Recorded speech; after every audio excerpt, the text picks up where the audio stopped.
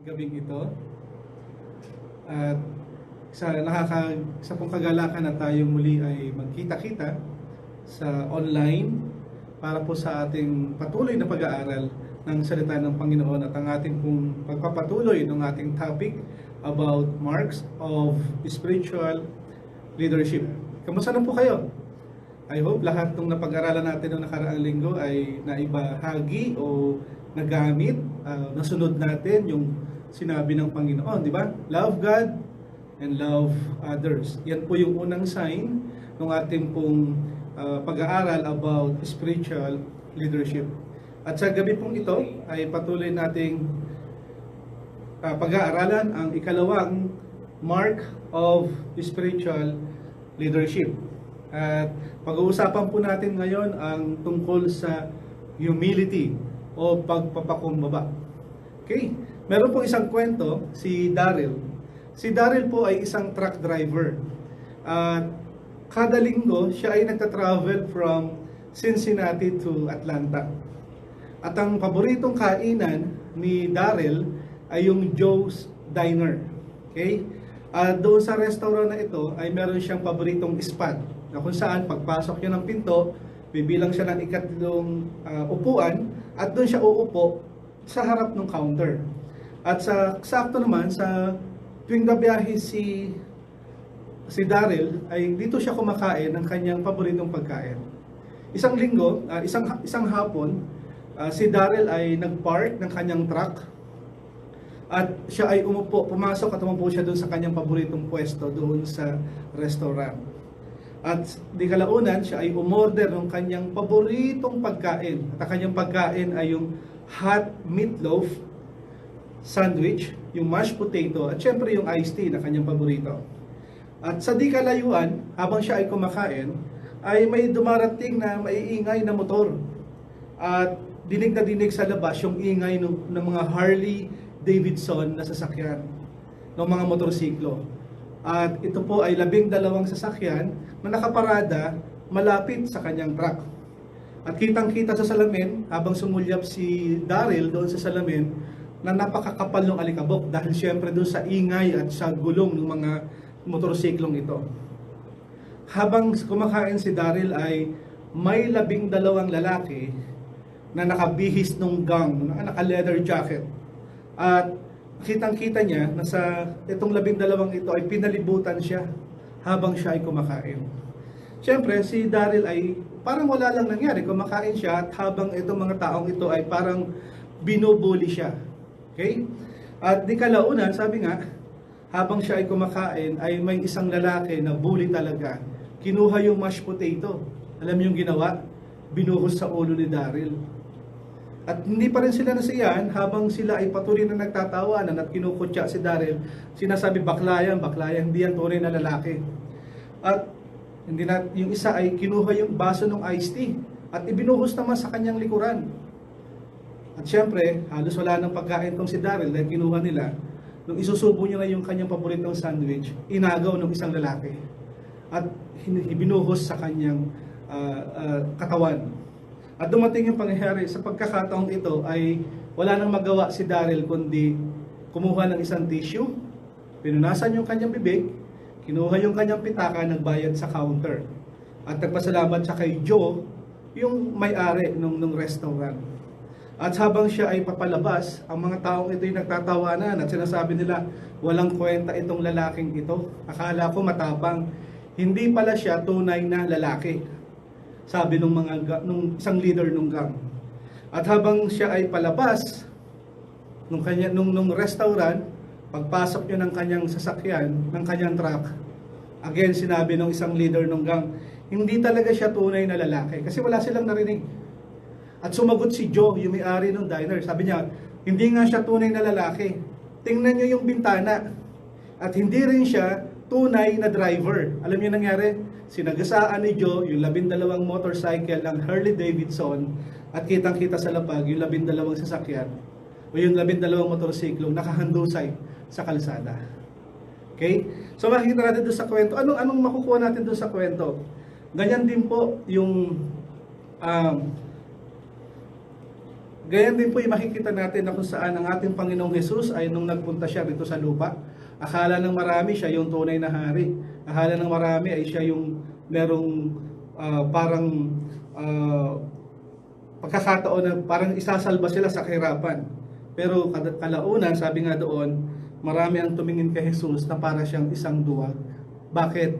Dahil habang siya ay naglalakad, habang siya ay pasa ng krus, habang siya ay inaabuso, dinuraan, sinipa, okay? At habang siya ay hirap na hirap, at habang siya ay ipinako doon sa cross, walang isang salita na narinig sa ating Panginoong Jesus. At dahil alam niya na kapag katapos ng kanyang gagawing pagpako sa krus upang tubusin ang ating kasalanan, alam niya na si Satanas ay magiging talunan.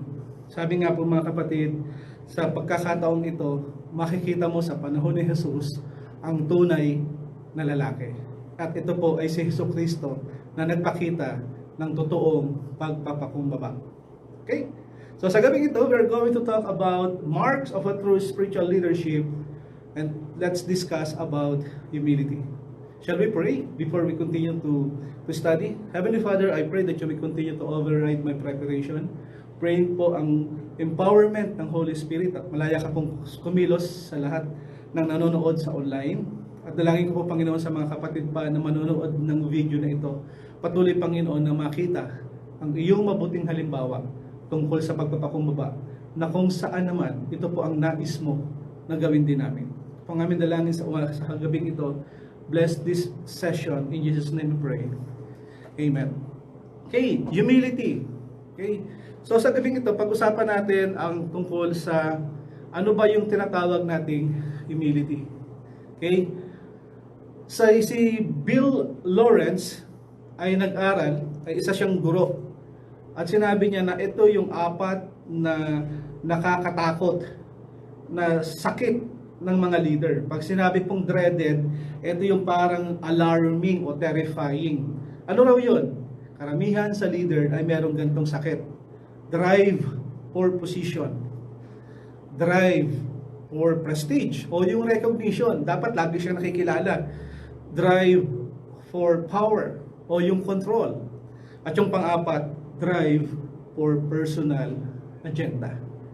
At sa 4 na ito, na disease na ito, alam natin na hindi lamang sa panahon ni Jesucristo, yung kanyang 12 disipulo ay nakaranas nito. Gayon din naman sa panahon natin ay totoo po yung ganitong klase ng sakit sa mga leader. Okay po? At makikita natin dito na kailangan nating pag-aralang mabuti at tayo po ay mag-ingat dahil baka po sa atin din ay mangyari yung nangyari sa mga apostol. Tignan po natin yung kwento ng Biblia na meron pong magagandang halimbawa na kung saan yung dreaded leaders disease na ito ay makikita po sa kanila. Tunghayan po natin yung kwento ng Bible. Ang sabi po dun sa Mark 9:31 to 32, dito ay pinapakita o tinuturo na ni Jesus na siya ay malapit ng ipako doon sa krus. Okay, sabi niya doon, for he was teaching his disciples and telling them, the Son of Man is to be delivered into the hands of men, and they will kill him, and when he has been killed, he will rise 3 days later. Dito pinapakita na ang Panginoong Jesus. Sabi niya, malapit na akong ibigay sa tao at malapit na ako ay mabayubay doon sa krus at sa aking pagkamatay ay aakyat ako ng langit. Ano sabi doon sa verse 32? Hindi nila naintindihan yung sinasabi ni Jesus na ano yung sinasabi niya at tinuturo niya sa atin ngayon. At ng mga taong ito ay yung kanyang mga disipulo ay natatakot magtanong, ano ba yung sinasabi ni Jesus? Okay, tuloy natin. Sabi doon sa 33 to 35, okay, when they came to Capernaum, when he was in the house, he began to question them. Anong pinag-uusapan niyo doon sa kalsada? What were you discussing on the way? But they kept silent. Nananahimik lang sila. For on the way, they had discussed with one another which of them was the greatest. Grabe, no? Sinasabi na ni Jesus, ako ay papako sa krus, ako ay mamamatay, mabubuhay after 3 days. And yet, ang pinag-uusapan ng mga disipulo niya, sino kaya sa tingin mo yung pinaka-greatest among the 12. Nag-uusap itong 12 disipulo. And then sabi ni Jesus, sitting down, He called the 12. At sinabi niya, if anyone wants to be first, he shall be the last of all and servant of all. Yung pong pinag-aaralan natin, sabi nila, isa ito sa disease na problema natin, yung prestige, o yung power, o yung control. Sabi dito, hindi naintindihan ng mga disipulo kung ano yung sinasabi ni Jesus. Pero ang iniisip nila, pag nawala yung leader, sino kaya yung papalit sa kanya? Nakukuha niyo po? Nangyayari ito nung panahon ng mga disipulo. At makikita natin sa mga susunod na verse, sabi doon sa Mark 10:32, sinulat ito kanina ay, sabi doon sa Mark 10:32, they were on the road going up to Jerusalem. And Jesus walking on ahead of them. And they were amazed. And those who followed were fearful. And again, He took the 12 aside and began to tell them what was going to happen to Him. Ang nagsulat naman po nito ay si Marcos. At nakita niya rito na yung kanyang mga followers ay parang naguguluhan din. Kaya sabi niya, alika kayo rito, mag-usap tayo. Sasabihin ko sa inyo kung ano yung mangyayari. Again, doon sa Mark, sa 10:30-34, sabi doon, saying, behold, we are going up to Jerusalem, and the Son of Man will be delivered to the chief priests and scribes, and they will condemn Him to death, and will hand Him over to Gentiles. Ganon din ang sinabi ni Mark.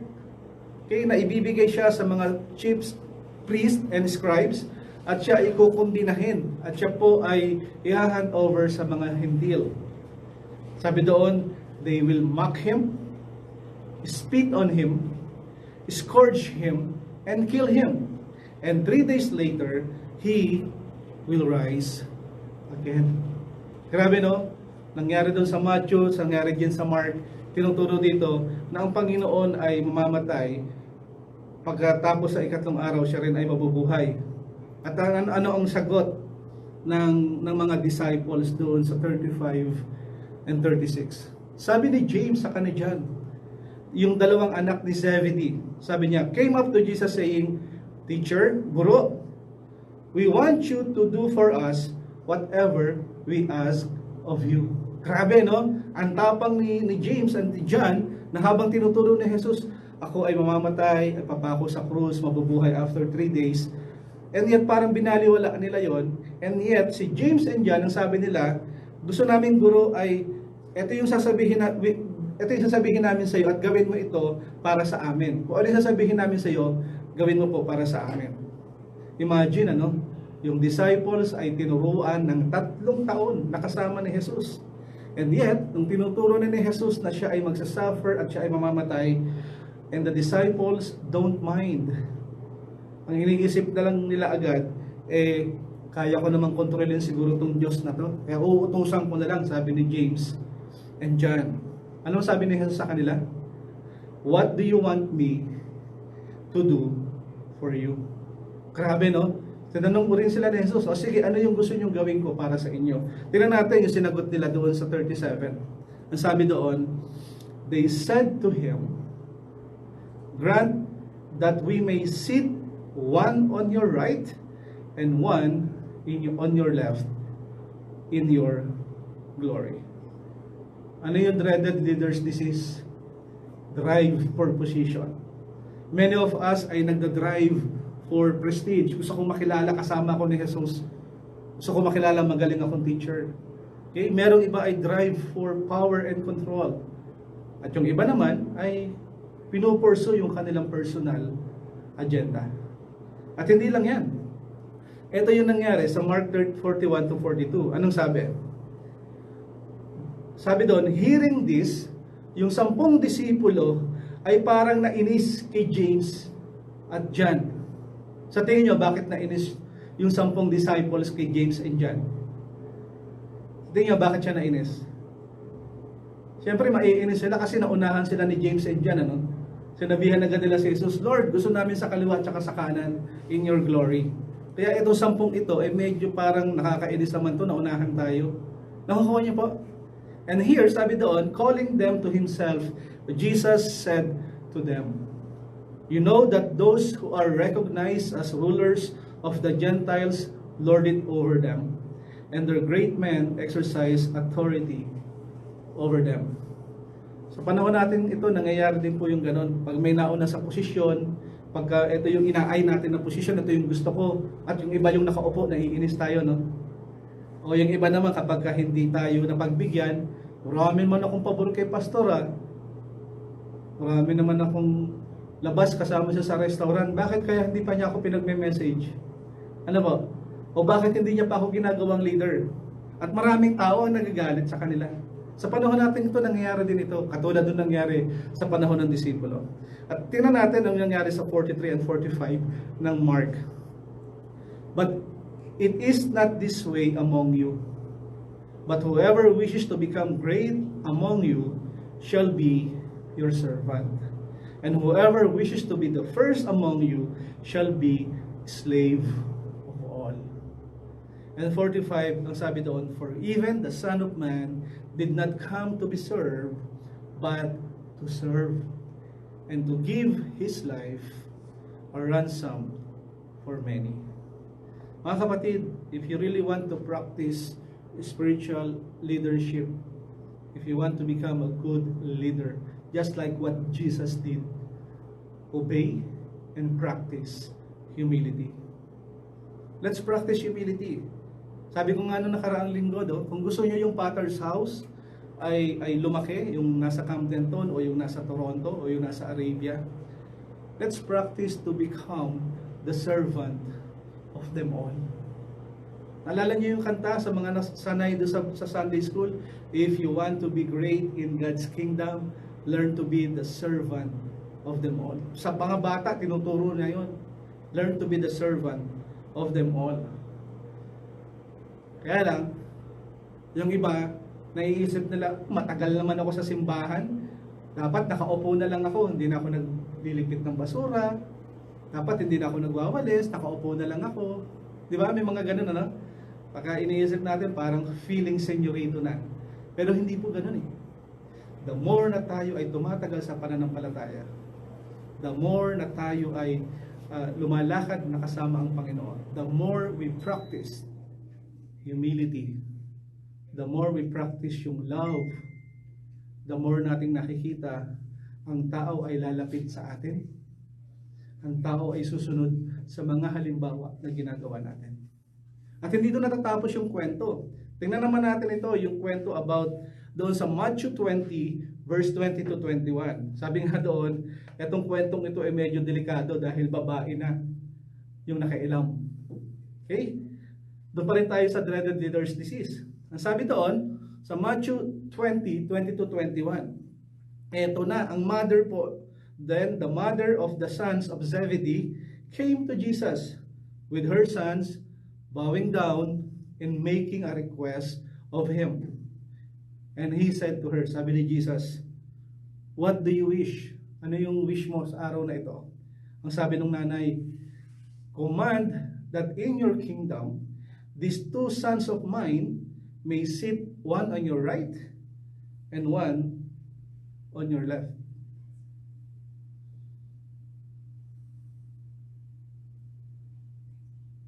Nag-pause ka. Okay, parang nawala po yata yung internet. Andiyan na po kayo? Bumalik na ba lahat? Thumbs up nga po kung bumalik na nga. Andiyan na po tayo?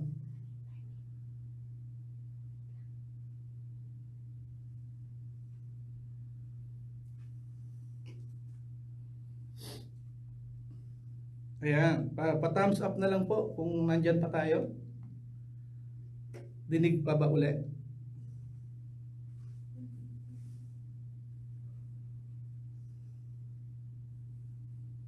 Recording in progress. Okay.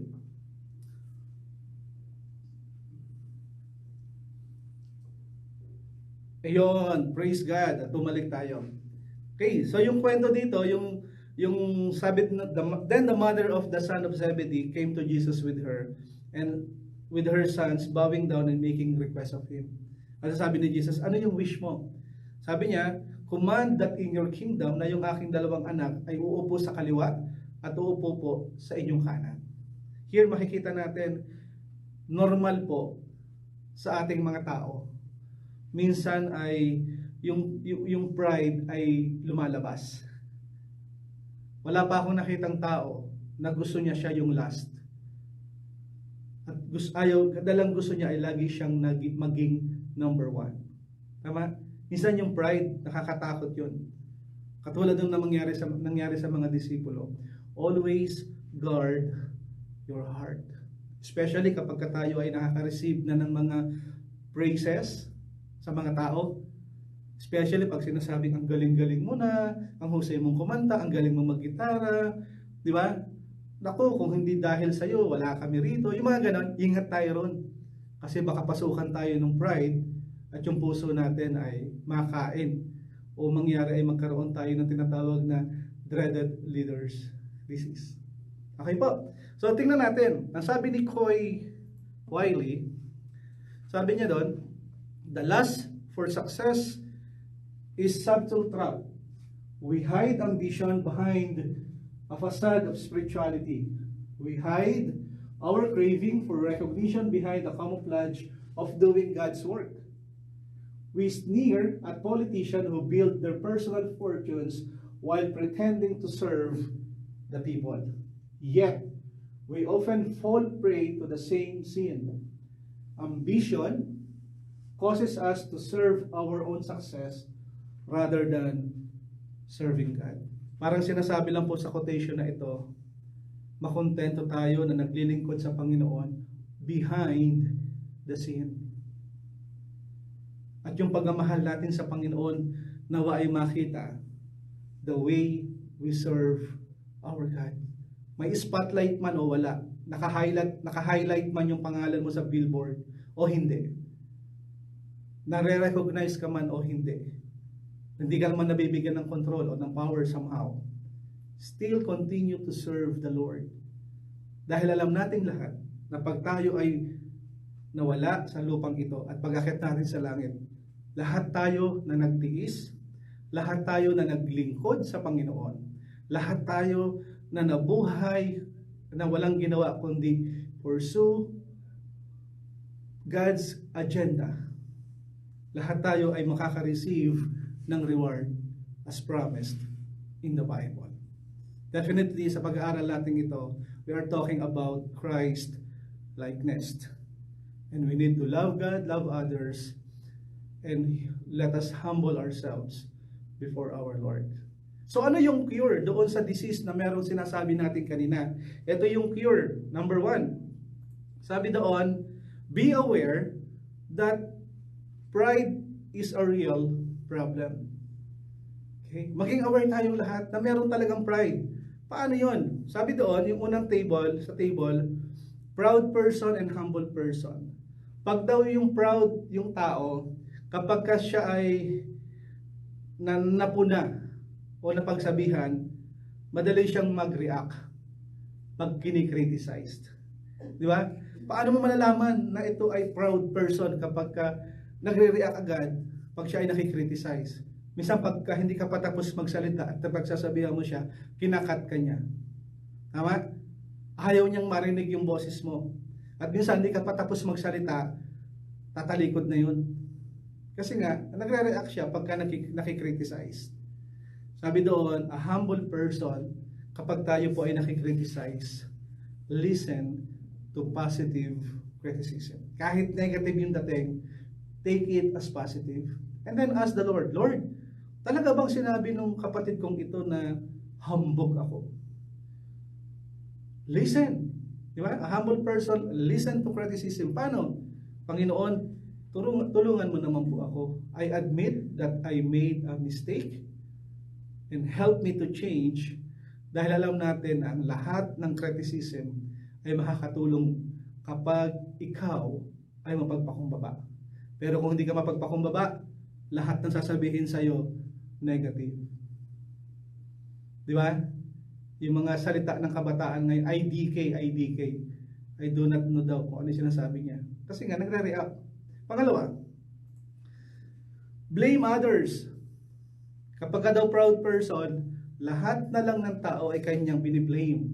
Pagka siya ay hindi nakakasunod, hindi may nangyari sa kanya, kapag ka dumating yung panahon na parang hindi niya nagustuhan yung mga nangyayari sa buhay niya, sa loob ng church, sa loob ng trabaho, sa loob ng pamilya, sisisihin niya yung kanyang tatay, nanay, kapatid, baka pati aso sisihin pa. Di ba? Kapag ikaw ay medyo humble person ka, ang tendency, sinisisi mo pati yung pastor. Hindi naman siya magandang mag-message, kaya nag-backslide ako. O yung iba naman, sinisisi, ultimo yung gobyerno. Sa panahon ngayon, mga kapatid, kapag ikaw ay isang humble person, always assume responsibility. Take all the blame pag mayroong nangyaring problema sa pamilya, sa D-group, sa church. Bilang isang leader, we always assume responsibility. At huwag tayong magtuturo, siya kasi. Nakakawa niya po, siya kasi. Naalala niyo? Pag meron tayong ganung pag-uugali, makikita natin yon. Then, we know what to do. Assumes responsibility. Nandiyan pa po kayo. Okay. Pangatlo, my rights and surrendering rights. Kapag ka daw proud person, lagi niyang ini-insist yung kanyang karapatan. Karapatan akong marinig, karapatan ko ito na mauna, karapatan ko na mapagbigyan ako. Di ba? Ito yung mga karapatan na kung saan siya na nga yung nakikisuyo, siya pa yung galit. Nakukuha niyo po? Minsan yung nakat ng traffic, sa katulad ko nagmamaneho, o pagka nakalinya, naunahan ng ibang lahi. Di ba? Mas madalas tayong magalit sa ganon. But if you are a humble person, sabi nga, we need to surrender our rights. Surrender to the Lord, even people abuse us. Even people malign us, even yung mga tao ay para sinasabi kahit pini-Facebook na hindi magaling na leader yan, pangit ugali niyan. Okay? Kahit alam mo namang maitim ka, sasabihin maitim ka, tangkapin mo na rin. Okay? Kasi nga, kailangan yung mga ganong pagkakataon, surrender natin sa Panginoon. At ang sabi nga, merong tayong Diyos na nagpo-protect sa atin. Dahil kung hindi totoo yung mga sinabi nila, at yung karapatan mo ay parang hindi nadinig, balang araw, lalabas din yung totoo. Okay po. At ang sabi nga doon, sa spiritual leadership, walang shortcut. Kailangan may dumaan tayo doon sa mga taong hard people, hard circumstances, and minsan ang tagal mong kasama. Bakit? To sanctify us. Okay? Ano pa? Yung daw proud person, laging gusto niya na-recognize. Maraming leaders po sa gobyerno at sa simbahan ang katulad ng ganito. Hindi sila kontento sa behind the scene, kaya kung ano-anong gagawin sa social media para mapansin sila. Sa TV, di ba? Ginagawa nila yon. At sabi nga, normal sa tao at gusto ng tao kasi palagi siyang nare-recognize. Yung human itself, tayo mismo.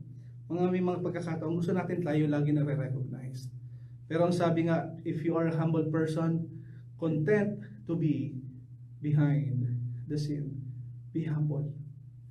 Okay, sunod. Sabi doon, ito yung mga delikadong tao. Yung daw proud person, kaya ayaw na nilang umattend sa GLC.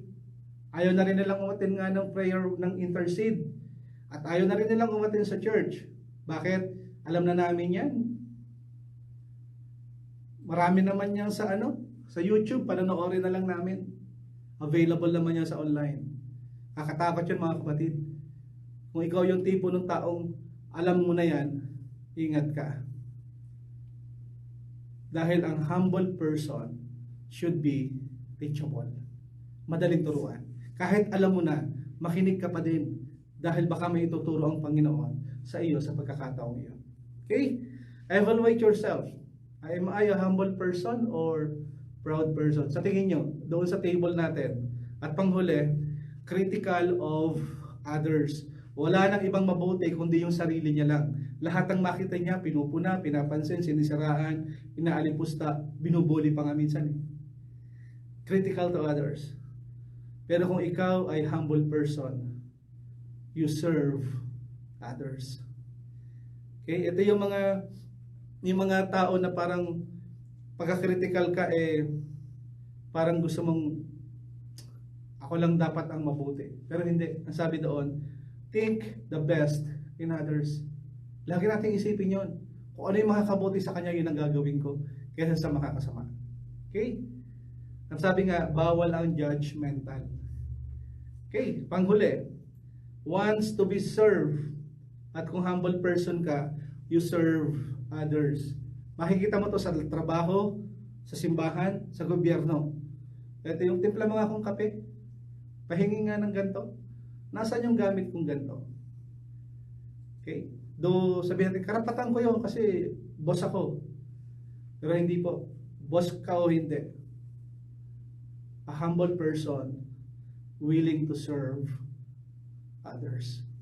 Okay? Sabi ni Mr. M.R. Dihan, sabi niya, humility is something we should constantly pray for. Humility is something we should constantly pray for. Yet, never thank God that we have. Are you a humble person or a proud one? Pangalawa, ano yung cure? Know that God is opposed to the proud. Di ba? Ayaw ng Panginoon to. Sabi doon sa 1 Peter 5 to 16, sabi doon, sa 5, God is opposed to the proud, but gives grace to the humble. Therefore, humble yourselves under the mighty hand of God, that He may exalt you at proper time. If you are hurt, nasaktan ka man dahil tinamaan yung pride, then, sabi nga, we are here to be blessed, be humble. Blessed to bless. Practice humility. Always be humble. Bakit? Ayaw kasi ng Panginoon nun eh. He opposed to the proud, but give grace to the humble. And one of the secret of spiritual leadership is be humble.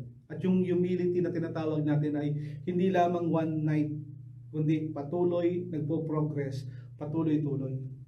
Okay? At ang sabi doon sa pangatlo, practice humility. Let us practice humility. Ang sabi doon sa Philippians 2:5-7, have this in attitude in yourselves, which was also in Christ Jesus, who, although He existed in the form of God, did not regard equality with God a thing to be grasped, but emptied Himself, taking from the form of a bondservant and being made in the likeness of man. Yung Panginoong Jesus na mismo, Diyos na nagkatawang tao at naging halos alipin, super alipin, ay nagpakumbaba. At yun po ang gusto ng Panginoon na gawin din natin. Humble. Be humble. Have this attitude sa buhay natin. Okay po? Pang-apat, sabi doon, be filled with the Holy Spirit. Ang sabi doon sa Galatians 5:16, but I say, walk by the Spirit, and you will not carry out the desires of the flesh. Pinag-aralan natin doon sa GLC natin, GLC Book 3 ng ating GLC 1, di ba? Sabi doon, yung banal na Espiritu, we need yung empowerment ng Holy Spirit moment by moment, araw-araw. Hindi lang yung pagising sa umaga at pagtulog sa gabi. Kundi maya't maya, we need to walk by the Spirit para hindi po natin sundin yung sarili nating laman. Dalang sinabi doon sa Galatians 2:20, I have been crucified with Christ, and it is no longer I who live, but Christ lives in me. And the life which I now live in the flesh, I live by faith in the Son of God, who loved me and gave Himself up for me. Yung daw pong paglakad na kasama ng Banal na Espiritu ay palagi, moment by moment, araw-araw. Tandaan natin, Galatians 2:20, no longer I, but Christ. Okay? So ano ba yung Christ-likeness? Alam natin na yung Christ-likeness is, it is love and humility. The action of humility is serving others, or tinatawag nating servanthood. Okay? Kaya nga, sa panahon na to, makikita natin, nung panahon po nung panahon po ni Hesukristo, alam natin dito yun sa parting Middle East, ano?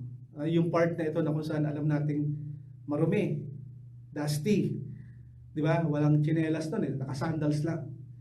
And yet, doon sa kwento, sa mga pag-uusapan po natin, ipinakita ng Panginoon, dahil itong disciples ay sobrang bossing. Bossing sila. Ayaw nilang madumihan or mapag-utusan man lang. At ang ginawa ng Panginoong Hesus? Pinaupo silang lahat, kumuha ang Panginoon ng batya, hinugasan yung kanilang paa. And God shows yung ibig sabihin ng servant of them all. Be willing to serve others. Okay po? Purihin ang Panginoon sa gabing ito. At ang sabi nga doon, sa ating pong pag-aaral, let us assess ourselves. Tingnan natin yung chart na ginawa natin kanina. Am I a proud or humble person? Tingnan natin. Ito yun, no? Yung the proud person na sa kaliwa at yung humble person na sa kanan. We will be having a breakout. Okay? Pag-usapan natin ito. Okay?